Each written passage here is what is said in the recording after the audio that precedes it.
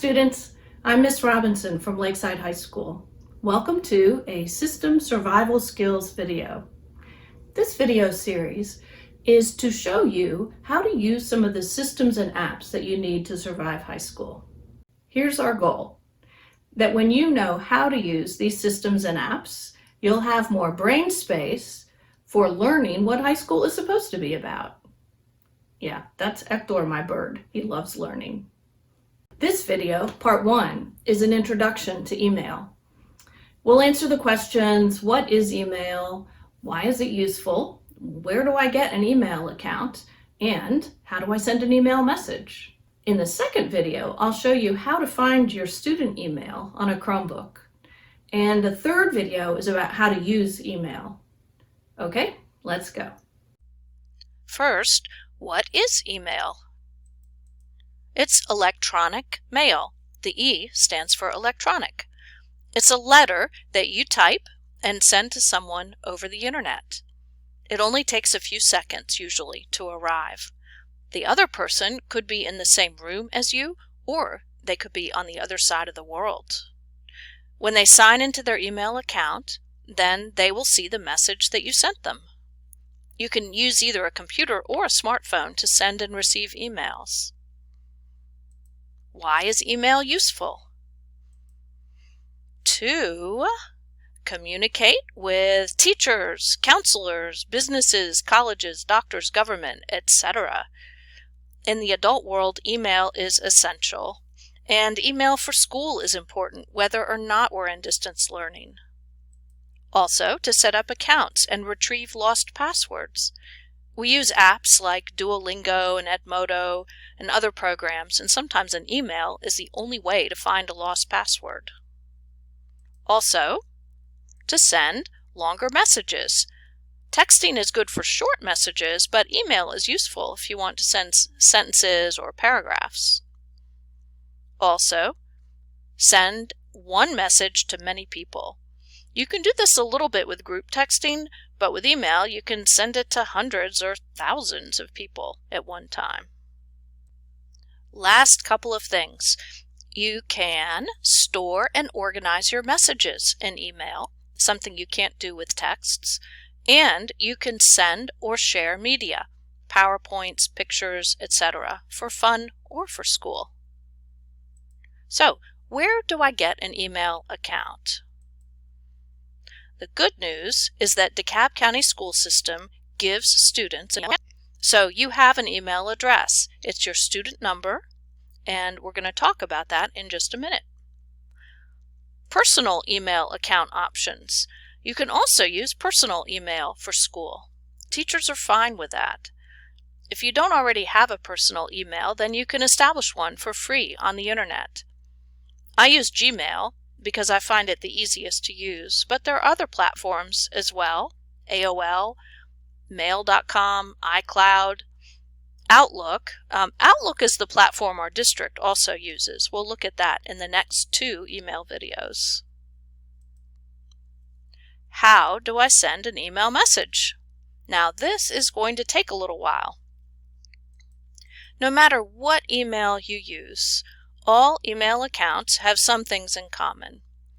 So we're going to look at this really basic diagram in my very best handwriting of how email is set up. There are 3 parts to every message. There is the to, who you're sending to, the subject, and the message itself. So let's say you need to ask Mr. Harper, your teacher, how to turn in a homework assignment electronically. You decide to send Mr. Harper an email message. The first thing you need is Mr. Harper's email address. You type it in the to box. We need to spend a few minutes talking about email addresses.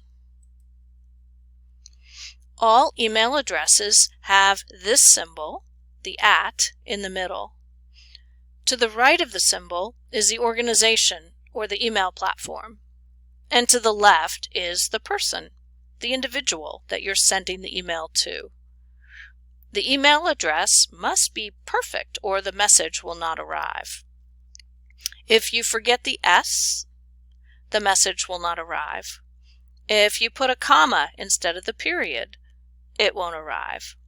If you forget the GA, the email message will not arrive.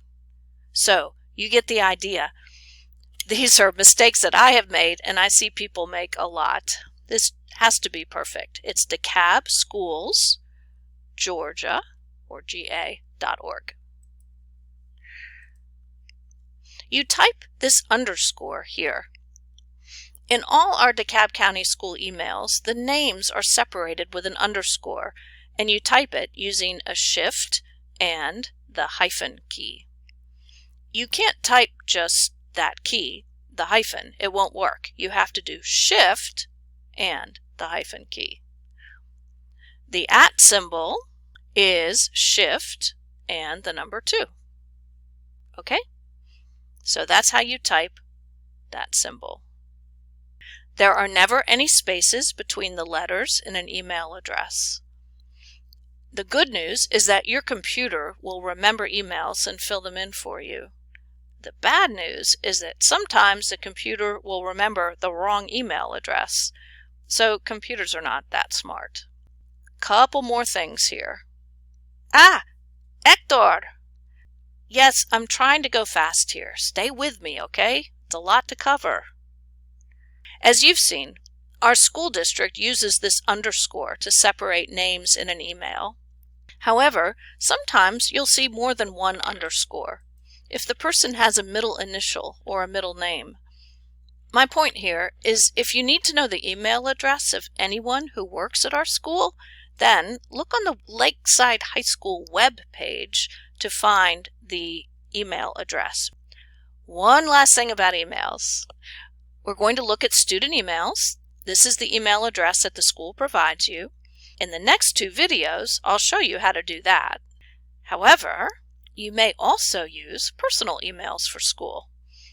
The easiest example is Gmail. You can get this from Google. Here, you actually choose what your name is going to be for your Gmail account.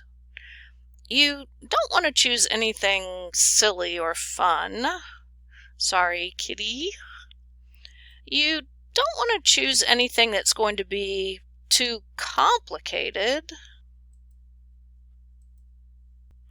And you definitely don't want to choose anything inappropriate.